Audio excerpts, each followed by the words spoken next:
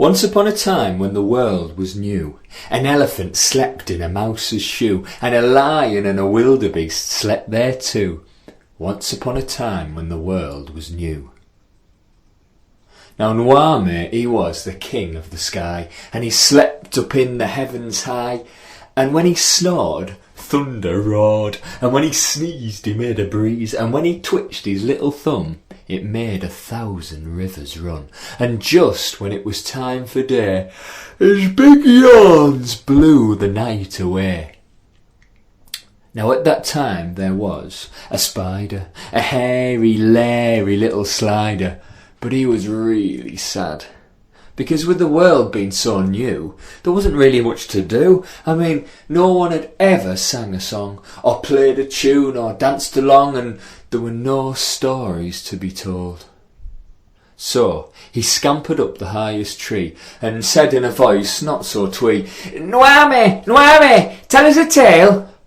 "Oh, tell you a tale?" Nwame said. "What do you want a tale for? You got 8 legs." And the spider, he said, "No." No, yawned Nwame. "What do you mean now, you cheeky little hairy so-and-so?" I mean, a story, a song, something to make me laugh or cry, something to make me live before I have to die." Oh, I see. Well, what would you give in return to me?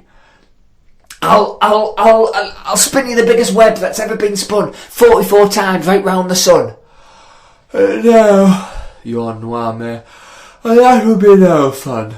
No, you must bring 4 things to me.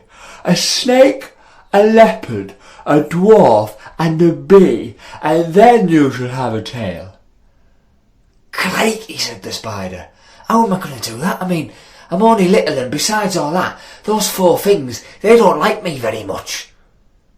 And so when he went and asked them so, the 4 creatures all said, "No." But he was so desperate to hear a tale, he said, "I must make myself a plan that mustn't fail." So he scampered up to the snake at first, and he said, "Here, Python, I know this sounds a bit perverse, but how long are you?" "I am very long and very sleek." "Yeah, I know you are, mate, but are you as long as this stick?" "I don't know." "Well, if you'll kindly tie yourself to the bottom and the top, we'll see just how you measure up." But when the knots were both ends tied, the spider had him for a prize, and he carried him away. Now next, with his 8 legs, he began to dig a great big hole he covered with figs, and the leopard fell right in. "Help me, help me," the leopard cried. "Certainly," the spider replied, and he spun a silvery web. "If you'll just kindly climb in here, I'll pull you from the danger clear." But when the leopard was bound up inside, the spider had him for a prize, and he carried him away. Next he went to a place where few had ever been, a place where only dwarves are seen, and there beneath a golden tree he placed a pretty doll with glee. But he covered her glowing pinkish hue with lashings of sticky slimy glue.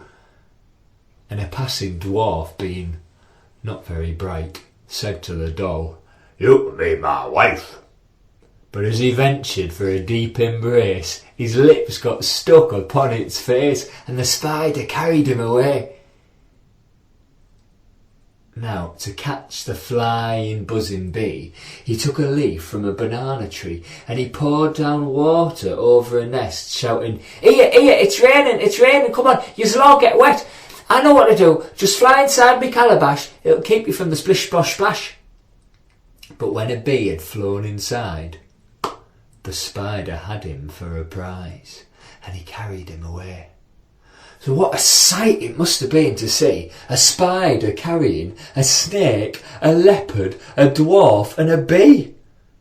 Nwame, he couldn't believe his eyes.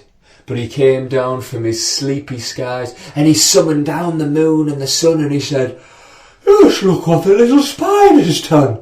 And he put both hands upon his heart, and he said, let the storytelling start. And then over mountain, sea and plain, the little stories fell like rain. So when next you hear a tale being told, be it new or be it old, just remember the little 8-legged man, for that's how stories first began.